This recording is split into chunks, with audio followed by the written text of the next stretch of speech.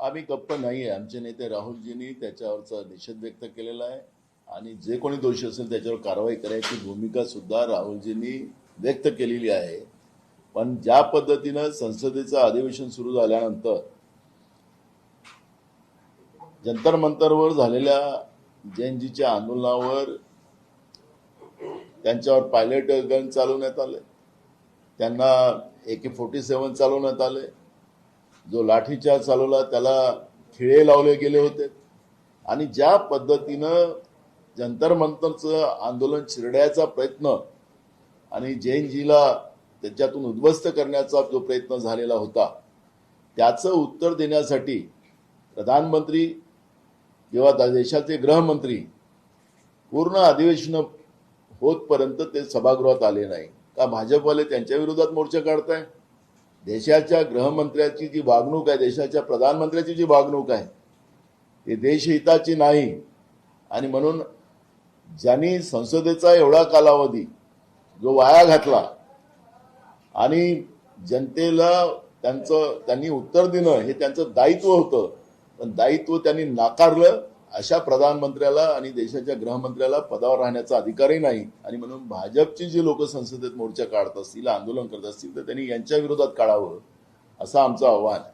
Sir, एकीकडे काल दिल्लीमध्ये सुप्रिया सुळे यांच्या लेखीचा रिसेप्शन सोहळा जो आहे तो पार पडला. त्या सगळ्या रिसेप्शन सोहळ्यामध्ये अमित शहा, नरेंद्र मोदी यांची उपस्थिती पाहायला मिळाली. परंतु या रिसेप्शन सोहळ्याच्या अगोदर सकाळी राष्ट्रवादीचे 8ही खासदार जे आहेत ते पंतप्रधान नरेंद्र मोदींना भेट देतात आणि त्यांना आपल्या मतदारसंघातली वेगवेगळी मागणी करताना पाहायला मिळतात. तर दुसरीकडे पंतप्रधान नरेंद्र मोदी गेल्या अनेक दिवसांपासून वेगवेगळ्या एनडीए मधल्या पक्षांना भेटत आहेत आणि डिलिमिटेशनच्या संदर्भात सगळ्या बाबतीत जी रणनीती चर्चा करताना पाहिली. मला वाटतं की आमच्या इंडियाच्या घटक पक्षाच्या लोकांवर आज संशय घेण्याचं कुठलं कारण नाही. खासदार म्हटलं की त्यांच्या मतदारसंघातली कामं जी असतात ते कामांसाठी ते जाऊ शकतात, भेटू शकतात. याला कोणाचा विरोध राहण्याचं कुठलं कारण नाही. त्याला राजकीय कोणी घेऊ नका असं आमचं नम्र विनंती त्या ठिकाणी आहे. पण डिलिमिटेशनचं बिल अजूनपर्यंत आलं नाही, येणार आहे अशा पद्धतीचं सांगण्यात येत आहे. ज्यावेळी डिलिमिटेशनचं बिल आलं त्याच्यानंतर जे काही सभागृहात आपल्याला चित्र पाहायला मिळेल त्यावेळेस त्याच्यावरची प्रतिक्रिया देऊ.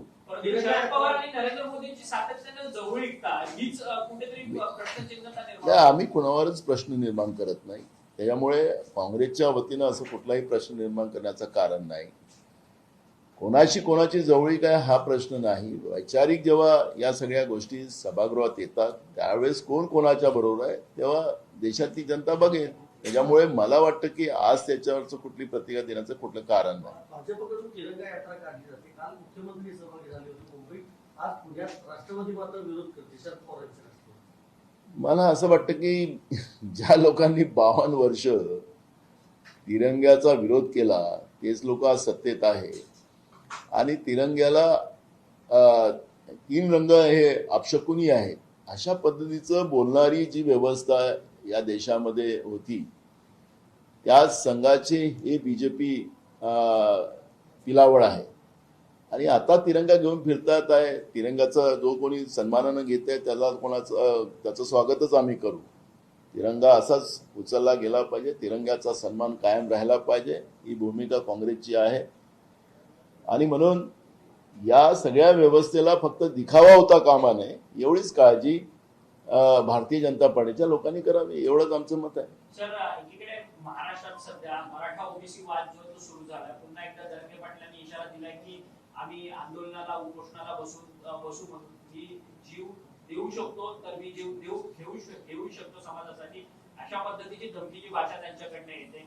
बघा, फडणवीसांनी सातत्यानं मराठा असेल, ओबीसी असेल, धनगर असेल, गोवारी असेल अशा विविध जातींना 2014च्या पहिले जे काही आश्वासन दिलेले होते त्याचं पालन त्यांनी केलं नाही, त्यांना फसवलं आणि त्याच्यामुळे स्वाभाविक आहे की हा उद्रेक या विविध समाजामध्ये आपल्याला पाहायला मिळतं. पण ज्यावेळेस सरकारला महाराष्ट्र विकायचं असेल, जनतेचे मूळ प्रश्न बाजूला सारायचे असतील त्यावेळेस या पद्धतीचे मुद्दे आणून त्याच्यावर पुन्हा मीठ किंवा पेट्रोल टाकायचं काम आपण पाहतोय. भाजपचे अनेक जे काही आहेत नेते लोक ते जरांगेच्या बद्दल कसं बोलतात, हाकेच्या बद्दल कसं बोलतात मी त्या लोकांना इथं कोट नाही करणार, जी लोक आहेत ती त्यांना कोट नाही करणार, पण ते मुद्दामून या पद्धतीचं वातावरण खराब करून या महाराष्ट्राचं वातावरण खराब करण्याचा प्रयत्न करतात आणि त्याला सरकारचा पूर्ण पाठिंबा आहे.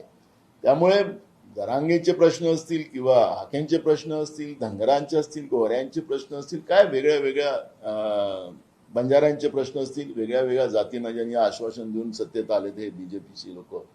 त्यामुळे या सगळ्या प्रश्नाला न्याय दिला गेला पाहिजे, घटनात्मक काय दुरुस्ती करता येईल, आणि म्हणून आम्ही त्याच्यामध्ये वारंवार सोल्युशन देतो की जातीनिहाय जनगणना आपण एकदा करा, म्हणजे हे सगळे प्रश्न सुटतील. पण एकीकडे नरेंद्र मोदीचे सरकार कॅबिनेटमध्ये निर्णय घेऊन जातीनिहाय जनगणना आम्ही करतोय असं सांगून सुद्धा आपण आता पाहतोय की जातीनिहाय जनगणना होत नाही. देशाच्या जनतेशी धोकाधडी करणं हाच भाजपचा मूळ मंत्र आहे आणि त्याचाच परिणाम आहे की शाहू फुले आंबेडकरच्या महाराष्ट्रामध्ये या पद्धतीनं जाती जातीमध्ये हा वाद निर्माण करण्याचं काम आणि हे पाप हे फक्त महाराष्ट्रातल्या भाजपच्या आणि महायुतीच्या सरकारचं आहे. शशिकांत शिंदे यांनी काल एक वक्तव्य केलं आहे की 2014 मध्ये सरकार गेलं ते केवळ पृथ्वीराज चव्हाण यांच्यामुळे गेलं, त्याच्यामुळे परिस्थिती अधिकाराकडे जबाबदार आहे. कोण म्हणाले? शशिकांत शिंदे तुमच्या महाविकास आघाडीचं प्रमुख नेते. मला असं वाटतं की मला त्या लेवलवर मी जाणार नाही, मलाही मोठी प्रतिक्रिया देता येईल, पण आम्हाला राज्यामध्ये पृथ्वीराज चव्हाण साहेबांच्या काळात काय झालं आणि काय काय घडलं त्या काळामध्ये त्याच्यावर मला आज कोणी 6 महिन्याच्या पहिले राजीनामे देऊन गेलेत हे सगळ्यांना माहिती आहे. त्याच्यामुळे मला आता त्याच्यावर कुठलंही नाही. मला आज काँग्रेसच्या समोर शेतकरी हा महत्त्वाचा मुद्दा आहे, तरुण आमचा महत्त्वाचा मुद्दा आहे. जेनजीला ज्या पद्धतीनं सरकारने वाऱ्यावर सोडलं, त्यांचं भविष्य अंधकारमय केलं जात आहे, त्याच्यावर आमचं पूर्ण लक्ष आहे. त्यांना न्याय मिळाला पाहिजे. ज्या पद्धतीनं झपाट्यानं महागाई वाढवली जात आहे त्याच्यामुळे सर्वसामान्य लोकांचं जगणं मुश्किल झालं, ते आमच्यासाठी महत्त्वाचे प्रश्न आहेत. त्यामुळे या सगळ्या जुन्या गोष्टी कोणाचं पाप आहे त्याच्यावरचं एक मोठं डिबेट लगेच, तो इच्छा असेल तर आम्ही डिबेट करायलाही तयार आहोत, पण मला आता त्याच्यावरचं करायचं नाही. कारण जनतेचे प्रश्न हे काँग्रेससाठी महत्त्वाचे आहे. देशाच्या संविधानिक व्यवस्था संपवायची व्यवस्था जी भाजपने सुरू केलेली आहे, या देशाचं संविधान वाचवणं आणि सर्वसामान्याला न्याय मिळत राहायला पाहिजे, ही भूमिका काँग्रेसची आहे. त्यामुळे मला असं वाटतं की ह्या वादात आम्हाला पडायचं नाही. गडचिरोलीमध्ये एक गंभीर घटना घडली. गडचिरोलीच्या आदिवासी आश्रमशाळेमधल्या 3 मुलींना सर्पदंश झालेला आहे आणि त्यांचा दुर्दैवी मृत्यू झाला आहे. हा सगळा प्रशासकीय खून आहे, एकीकडे रोहित पवार म्हणतात आहेत. यावर तुमची प्रतिक्रिया काय? खरं तर प्रशासन इतकं उदासीन आहे की मुलांचा मृत्यू पाहतोय. आपल्याला लक्षात असेल की या अधिवेशनामध्ये आता जे पावसाळी अधिवेशन झालं होतं त्यामुळे अमरावतीचे काही मुद्दे आदिवासी विभागाचे आले होते. त्यावेळेस मी विधानसभेमध्ये सरकारला आदिवासींच्या नावाने कशा योजना लाटल्या जातात, आदिवासींना त्याच्यातला कुठलाही फायदा होत नाही, कसं त्यांचं शोषण होतं याचं जेव्हा आम्ही वर्णन मांडत होतो तर सरकार आम्हाला उत्तर देत होतं की आम्ही सगळं बरोबर केलेलं आहे, आता कुठलीही अडचण येणार नाही. मला असं वाटतं की प्रशासन नाही, प्रशासन तर आहेच त्याला जबाबदार, पण सरकार सुद्धा तेवढीच जबाबदार आहे. आणि योगायोगानं गडचिरोलीचे पालकमंत्री राज्याचे मुख्यमंत्री आहेत. मला असं वाटतं की राज्याच्या मुख्यमंत्र्यांनी याची जबाबदारी घेतली पाहिजे. तुम्ही पालकमंत्री आहात त्या जिल्ह्याचे, फक्त लोह खनिज हाच फक्त त्या पालकमंत्र्याचा इंटरेस्ट आहे का, हा प्रश्न या ठिकाणी निर्माण झालेला आहे. तिथला मूळ आदिवासी, तिथल्या लोकांचं जीवनचर्या याच्यावर कुठलीही काळजी त्या ठिकाणी केली जात नसेल तर याला पालकमंत्री सुद्धा जबाबदार आहे, हे आमची भूमिका आहे. ही आश्रमशाळा एका काँग्रेस नेत्याची असलेली सभा कोणाची असेल, सरकार जेव्हा त्याला ग्रँट देते असेल तर त्याची जबाबदारी प्रशासकीय आणि सरकारची असते.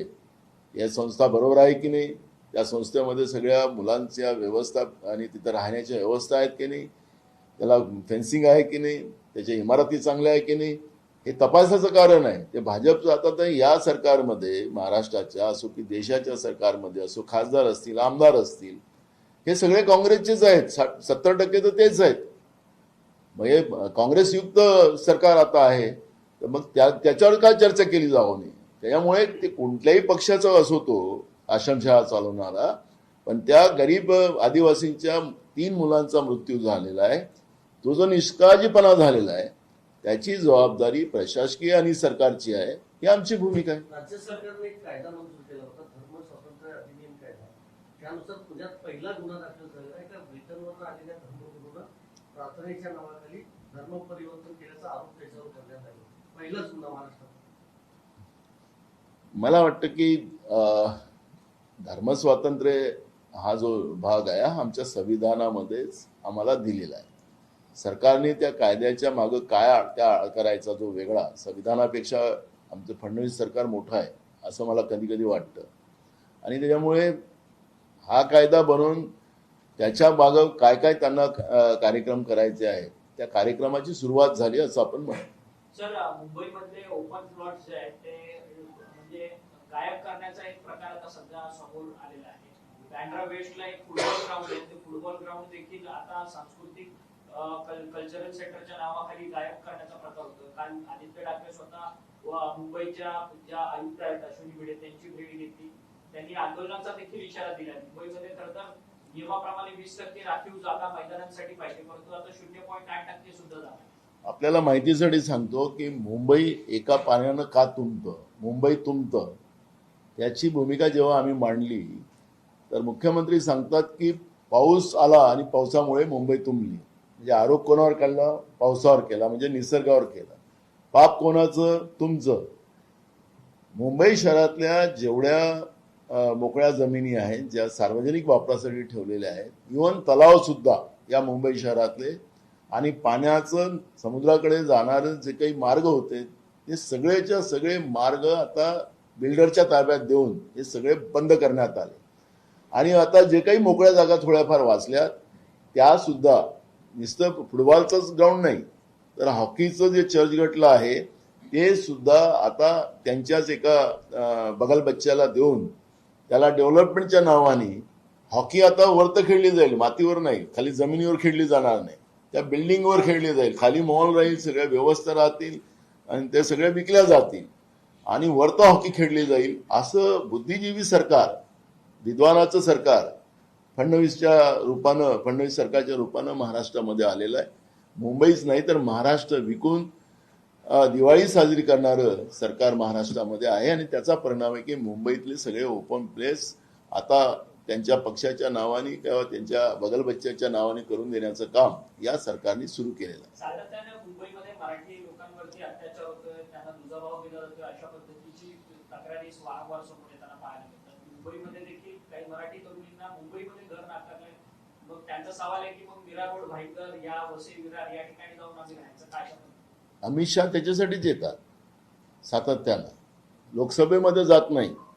पण आत्ताच महाराष्ट्रामध्ये पार्लमेंट सुरू असताना 2दा येऊन गेले, त्याची जय्यत तयारी झाली. मुंबईच्या शहरांना ट्रॉफिकमध्ये अडवलं जातं, एक तो आपल्याला त्रास भोगावंच लागतं. आणि मुंबईत येऊन मराठी लोकांना आणि मुंबईमध्ये आणि महाराष्ट्राच्या काही प्रॉपर्टी अजून बाकी आहेत का त्यांच्या मित्राला द्यायसाठी त्याचं ते पाहणी करायला येतात. आणि म्हणून हा जो हस्तक्षेप महाराष्ट्रामध्ये अमित शहा आणि मोदींचा चालू झाला तेव्हापासून मराठी माणसावर महाराष्ट्रामध्ये अन्याय वाढलेले आहे हे तुम्हाला त्याच्यातून स्पष्ट होतं. थँक्यू.